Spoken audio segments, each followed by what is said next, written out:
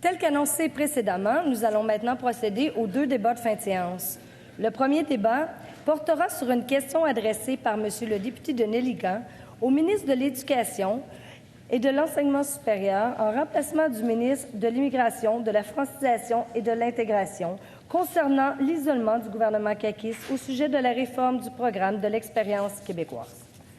Je vous rappelle que, conformément à l'article 310 du règlement, le député qui a soulevé le débat et le ministre qui lui répond ont chacun un temps de parole de 5 minutes et le député a ensuite un droit à une réplique de 2 minutes. Monsieur le député de Néligan, je vous cède la parole pour une durée de 5 minutes. Merci, Madame la Présidente. Écoutez, je suis très heureux de voir que c'est le ministre de l'Enseignement supérieur qui remplace son collègue ministre de l'Immigration. Je sais qu'au niveau du règlement, c'est tout à fait valide, mais je suis heureux parce que les questions que j'adressais au ministre de l'Immigration touchaient absolument le ministre de l'Enseignement supérieur. Quelle belle coïncidence! Et je vais commencer avec la première remarque. Est-ce que le ministre de l'Enseignement supérieur est au courant que son collègue, le ministre de l'Immigration, Madame la Présidente, n'a pas répondu aux universités? Les universités lui ont envoyé une lettre le 3 septembre. Aucune réponse. Par contre, elle a répondu. Vous savez comment? En imposant le moratoire, sans consulter les universités. Et les universités, qu'est-ce qu'ils ont fait via le Bureau de coopération interuniversitaire? La semaine dernière, un communiqué de presse qui rappelle à son collègue ministre de l'Immigration de moins répondre à leur courriel avant de couper et diminuer les accès au programme. Madame la Présidente, toute une semaine, et je ne compte plus le nombre de fois où je me suis levé dans cette chambre pour questionner, interpeller, hier la motion du mercredi, le gouvernement caquiste. Le gouvernement caquiste, cette semaine, a reculé au moins 3 fois. Et hier, ça a été le couronnement de cette improvisation.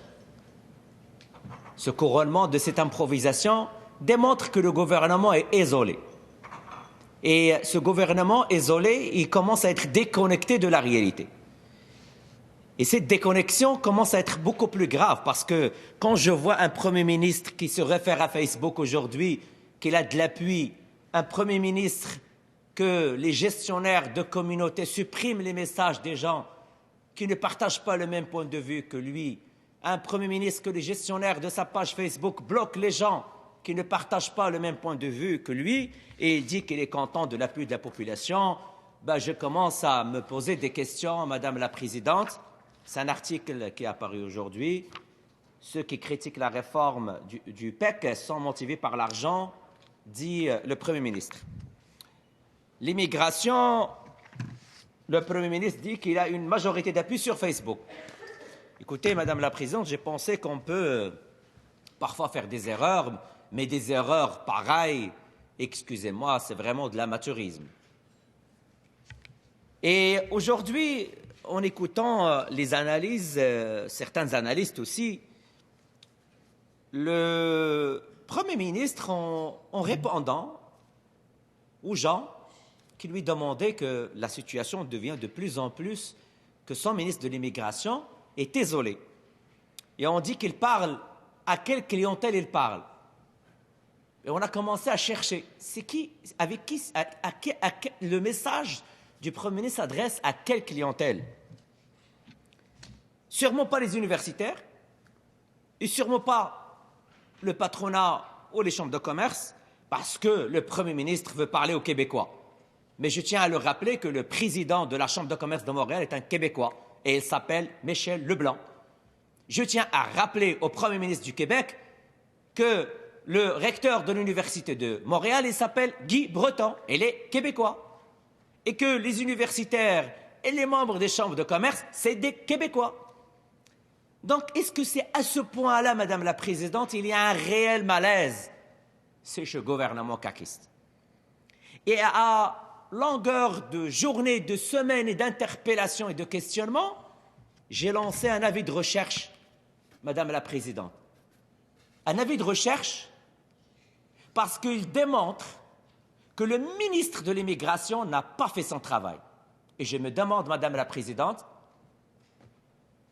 Monsieur c'est un tableau informatif. Ce n'est pas un tableau didactique. Alors, notre règlement, vous le connaissez, prévoit que nous pouvons utiliser un tableau lorsque c'est un tableau didactique et non pas de feuilles comme ça. C'est un tableau didactique. C'est un avis de recherche qui appuie le ministre. C'est mon... Le député, mais je vous permets de continuer votre intervention. Bon, voilà, Madame la Présidente. Donc, je lance un avis de recherche.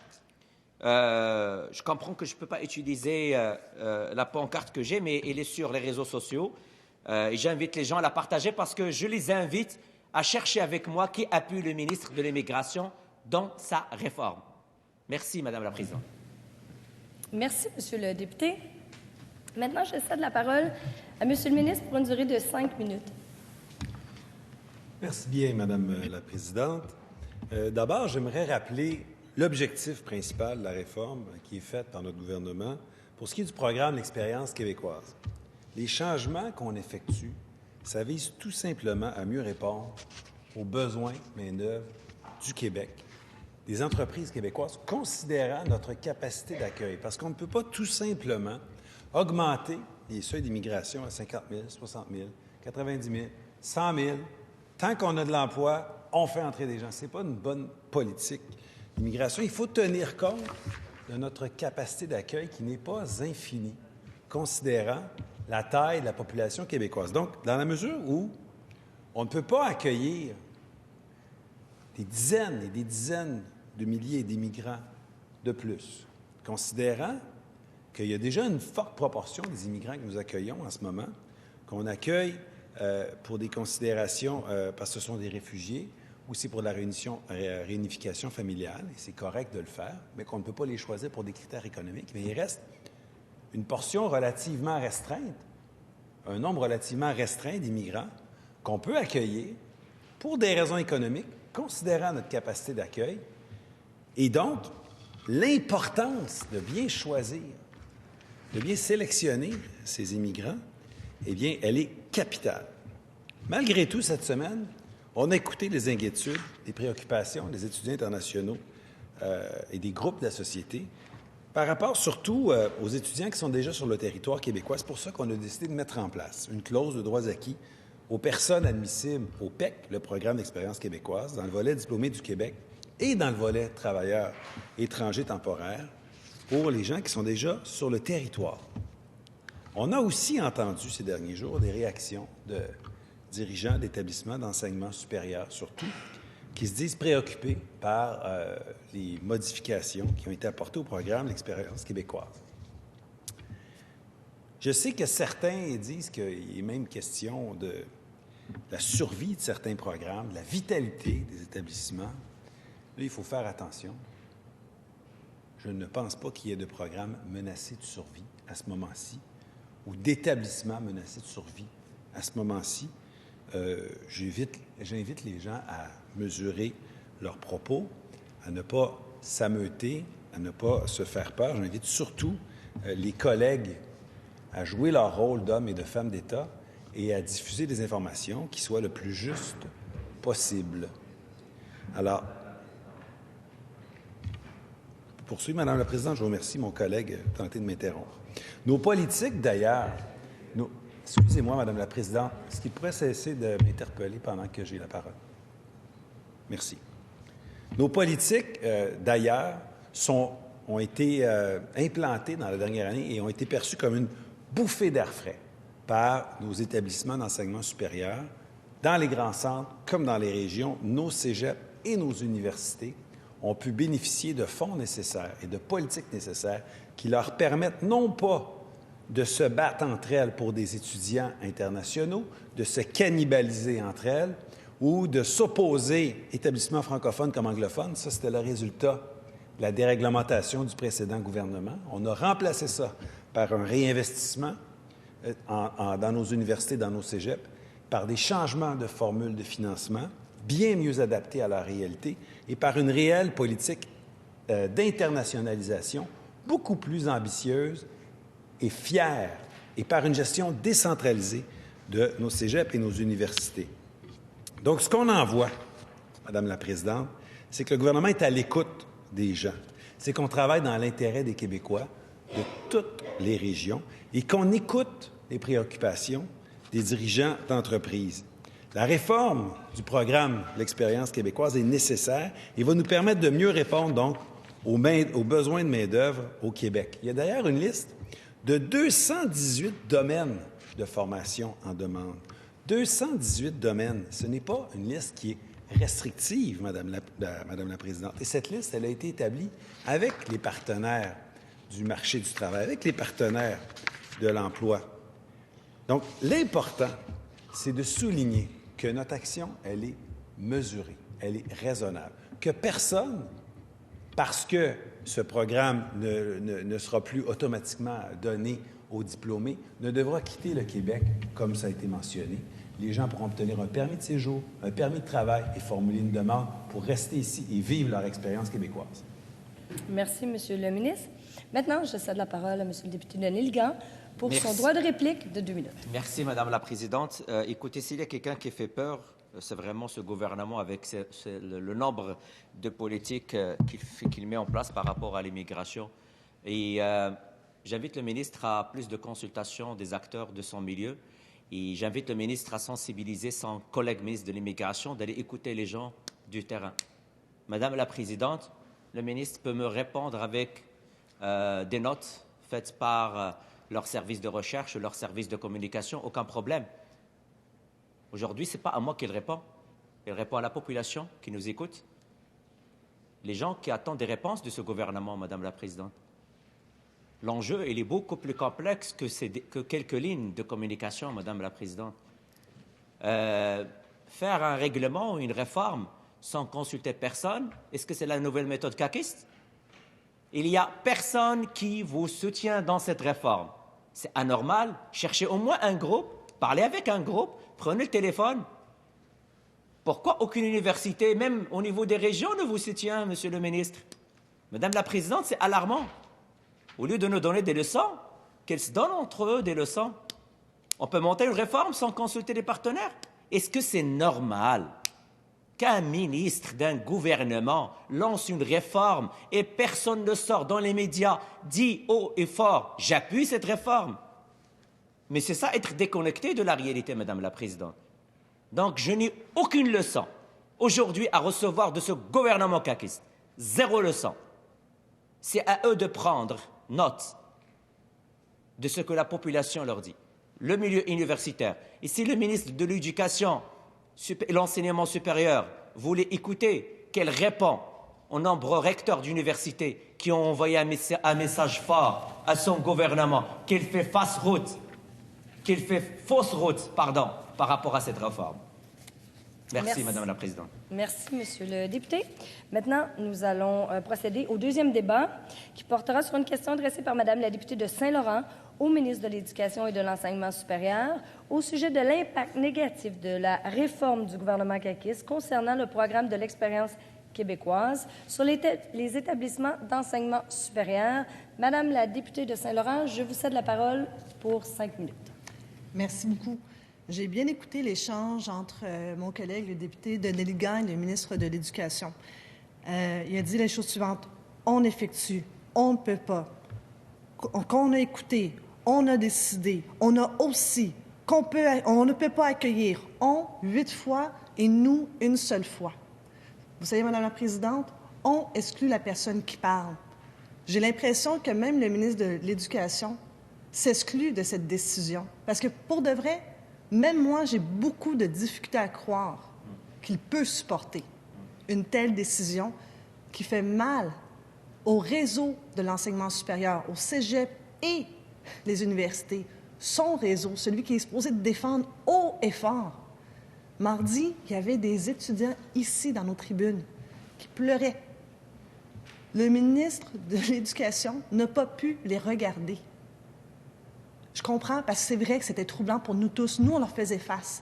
Ça a été très émotif. Toute la semaine, les gens ont décrié la réforme du programme Excellence québécoise. Mais il appartient au ministre de l'Éducation, et ici je dis ministre de l'Éducation, parce qu'en ce moment, je cherche pourquoi il refuse de porter son chapeau de ministre de l'Enseignement supérieur. puis de se lever pour son réseau, celui qui doit défendre. Lorsqu'il dit « on veut en accueillir plus, mais on ne peut pas, il manque de place ». Mais expliquez-moi quelque chose, parce que dans le fait, j'ai regardé, en région, là, Cégep de Matane sont capables d'en accueillir. Cégep de Saint-Félicien aussi en accueille les étudiants internationaux. Cégep de l'Abitibi-Témiscamingue, il y a de la place, Madame la Présidente. Bécomo, il y a de la place. Je comprends pas. Depuis quand qu'on manque de place en région? Au contraire, on essaye de maintenir nos jeunes en région et on va chercher du talent à l'étranger. Savez-vous pourquoi? Pénurie de main-d'œuvre. Pas juste à Montréal, en région. Alors, quelques chiffres pour peut-être inspirer le ministre de l'Éducation à prendre son rôle de ministre de l'Enseignement supérieur. Cégep de Matane, c'est 45 des étudiants qui viennent d'ailleurs. Les risques de coupure de postes de professeurs, 6 à 7. Le taux de placement, là, il est à 100 pratiquement dans ces programmes-là. Cégep de Saint-Félicien, c'est 25 des étudiants internationaux. Abitibi-Témiscamingue, 20 En parlant de l'Abitibi-Témiscamingue, mais savez-vous quoi? Le ministre responsable de la région s'est levé aujourd'hui en chambre lors de la période de questions puis il a dit « Non, non, non, j'ai parlé au recteur de l'UQAT. Je vous dis, il est rassuré, je vais même vous donner son numéro de téléphone. Savez-vous quoi? Il y a un article dans le journal aujourd'hui, tout de suite après son intervention. Bien, le recteur de l'UQAT, bien, il n'a pas eu la même conversation que le ministre responsable de la région. Lui dit non, il n'est pas rassuré. Pas du tout. Savez-vous quoi? Les chambres de commerce non plus ne sont pas rassurées. Or, lorsque le premier ministre dit que lui travaille pour l'économie du Québec, puis les chambres de commerce disent bien, ce que vous faites en ce moment avec le PEC, bien, ça fait mal aussi à l'économie du Québec, la réponse du premier ministre, bien, écoutez, c'est un coup de poing.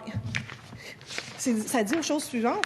Bien, ceux qui sont contre le PEC, bien, sont motivés par l'argent. Je suis professeur à l'Université de Sherbrooke en congé sans solde pour service public. Je peux vous dire que nos universités, nos cégeps, ne sont pas motivés par l'argent, mais sont motivés par le savoir, la recherche, l'innovation, le rayonnement du Québec, pas par l'argent. Et ça, je le sais que le ministre, au fond de lui, il sait. La seule chose que je demande, bien, c'est vraiment, pour de vrai, de se lever pour son réseau, puis de dire au premier ministre, je ne demande même pas de parler au ministre de l'Immigration, parce que je connais l'entêtement du ministre de l'Immigration, mais qu'il ait vraiment parlé au premier ministre lui-même, puis qu'il lui dise qu'effectivement, on s'est trompé. C'est correct de se tromper, mais encore faut-il corriger. Il y a eu ici un demi-recul, parce qu'on dit ceux qui sont déjà au Québec, vous allez pouvoir rester si vous êtes déjà dans un programme. J'attire l'attention du ministre. Présentement au Québec, il y a des gens qui ont déjà déménagé au Québec, mais qui commencent leurs études en janvier, à la session d'hiver. Eux, on fait quoi pour eux? Est-ce que ça, vous êtes capable de nous dire si vous avez un plan de match? Parce qu'eux attendent votre réponse, puis ils sont ici au Québec. Aujourd'hui, ils sont venus manifester devant l'Assemblée nationale. Tantôt, le ministre de l'Éducation voulait nous donner la leçon en nous disant « Faites vos devoirs ». Est-ce que lui a fait une analyse d'impact? Est-ce qu'il est capable aujourd'hui, là, je le mets au défi de nous déposer une analyse d'impact, de nous dire il y a combien d'étudiants affectés, il y a combien de programmes qui risquent de fermer, il y a combien de professeurs qui risquent de perdre leur emploi? Est-ce que l'analyse d'impact a été faite, oui ou non? Et si oui, déposez-la, je vous mets au défi. Merci, Madame la députée. Je cède maintenant la parole à Monsieur le ministre pour une durée de 5 minutes. Merci bien, Madame la Présidente. J'ai hâte d'entendre mes collègues parler du fait qu'on a bonifié l'accès au PEC, au programme d'expérience québécoise. Vous avez bien compris, on a bonifié l'accès au programme d'expérience québécoise. Ça n'a pas été dit, hein? Est-ce une omission volontaire ou involontaire? On ne le sait pas, mais c'est important de le souligner. Parce que plusieurs professions en déficit de main-d'œuvre au Québec, en pénurie de main-d'œuvre, nécessitent des formations techniques. Et c'est pour cette raison-là qu'on a rendu admissible au programme d'expérience québécoise des formations qui n'étaient pas admissibles il y a quelques semaines, des formations qui n'étaient pas admissibles quand les libéraux étaient au pouvoir, mais qui sont maintenant admissibles, des formations de 900 heures ou plus, en plus des formations de 1800 heures. Donc, il y avait, sous leur régime, plusieurs formations qui ne donnaient pas accès au programme d'expérience québécoise et qui, aujourd'hui, sont admissibles. Tiens, ça n'a pas été mentionné, ça. Cette bonification, cet élargissement de l'accès au programme d'expérience québécoise représente une avancée importante, un geste pragmatique qui, évidemment, n'a pas été souligné par les oppositions. Mais faut-il s'en étonner? Je ne pense pas. Donc, on corrige ici des mauvaises politiques du précédent gouvernement libéral qui nous ont menés là où on est, en pénurie de main-d'œuvre très grave. Parce que plusieurs formations qui sont en déficit de main-d'œuvre nécessitent, c'est vrai, des formations universitaires, mais plusieurs aussi nécessitent des formations techniques et professionnelles. Mais ça, c'était pas important quand ils étaient au pouvoir. On levait le nez sur ces gens-là. Nous, on a pris les moyens nécessaires pour faire en sorte que ces différentes formations soient maintenant accessibles au programme d'expérience québécoise. Plus précisément, en changeant les critères de sélection pour le PEC, on a élargi l'accès en le rendant accessible pour des personnes qui étudient dans des programmes de courte durée, surtout des diplômes professionnels ou des AEC, des attestations d'études collégiales, qui n'étaient pas accessibles avant, mais qui maintenant sont accessibles. Donc, des DEP en boucherie, en extraction de minerais, en mécanique de protection contre les incendies sont maintenant des exemples d'ouverture pour de nouveaux étudiants étrangers qui vont venir enrichir la société québécoise, qui vont venir remplir des cohortes, qui vont venir dans nos centres de formation professionnelle en région et en milieux ruraux, qui vont venir aussi dans nos cégeps. Mais ça, ils ne le disent pas, parce qu'ils disent toujours la moitié de la vérité. Même chose pour les AEC. Juste un instant. Une personne à la fois a la parole. C'est moi qui vais donner la parole. Juste un instant, Monsieur le député de Nelligan. Madame la députée de Saint-Laurent. Madame la Présidente, le ministre de l'Éducation connaît très bien nos règlements. Il sait qu'il ne peut pas dire ou prêter des intentions. Et clairement, il le fait. Alors, je le réinvite à vraiment respecter nos règlements. Il y a assez d'expérience là-dedans. Monsieur le ministre, vous connaissez les règlements. Je vous demande la prudence dans vos propos. Tout allait bien jusqu'à présent. On va finir le débat de la bonne façon. Alors, je vous invite à la prudence. Merci bien. Donc, j'invite mes collègues du Parti libéral et des autres formations à décrire le programme d'expérience québécoise dans sa totalité en expliquant pourquoi, sous leur régime, on ne s'occupait pas des gens qui avaient des formations techniques, pourquoi on les excluait du programme d'expérience québécoise. Peut-être pourrait-il nous l'expliquer. Et peut-être pourrait-il expliquer maintenant toutes ces nouvelles formations qui sont admissibles et qui vont permettre à des gens de venir ici, réussir leurs études, remplir des centres de formation, décrocher des emplois et devenir des citoyens québécois qui contribuent à la société québécoise. On parle aussi pour des attestations d'études collégiales en assainissement de l'eau, des techniques d'avionique, des techniques de génie aérospatial, des techniques d'éducation spécialisée. Tiens, ça touche l'éducation. On est en pénurie dans ce dossier-là. Malheureusement, ce qui a été répété aux étudiants par nos collègues de l'opposition, c'est qu'ils vont devoir partir, ces étudiants-là. Ils vont devoir quitter le pays. Ils ne pourront pas travailler ici au Québec. Juste clarifier une chose. Il y a une liste, c'est vrai, de formations qui donne le PEC. Il y a une liste qui ne le donne pas, mais ces étudiants-là vont quand même pouvoir rester ici, obtenir un permis de travail, décrocher un emploi et choisir de rester au Québec sur des critères qui sont différents. On ne mettra personne à la porte. Les gens qui contribuent au Québec sont bienvenus. Merci, Monsieur le ministre. Maintenant, je cède la parole à Madame la députée de Saint-Laurent pour son droit de réplique de 2 minutes. Ça tombe bien, Madame la Présidente. Tous ces étudiants internationaux contribuent au Québec. Tous et chacun. Alors, pourquoi vous nous parlez de faire plus et faire mieux quand, dans la vérité, là, vous en faites moins? Parce que lorsqu'on dit qu'on en ajoute dans une formule de restriction, en partant, c'est pas cohérent. Vous venez restreindre, c'est ça le titre du projet de règlement du ministre de l'Immigration. Vous venez restreindre. Donc, puis vous en ajoutez pour mieux en retirer. Ça ne marche pas. Et d'autre part, vous n'en avez pas d'appui. La vérité, c'est qu'il y avait seulement 3 personnes, 3 caquistes, lors du vote de la motion qui demandait de retirer les universités, les cégeps, de respecter le programme actuel du PEC. Il n'y a tellement pas d'appui que le premier ministre dit « Allez voir ma page Facebook ».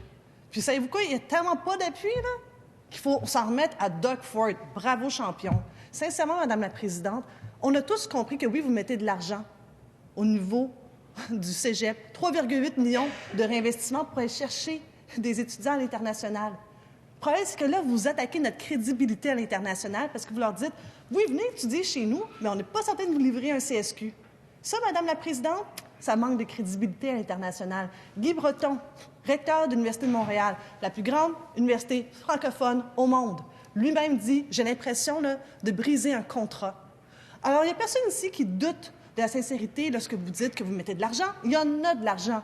Puis, on comprend que quand vous imitez Séraphin, vous dites que vous n'êtes pas cheap en argent. Le problème, c'est que vous êtes cheap en cœur.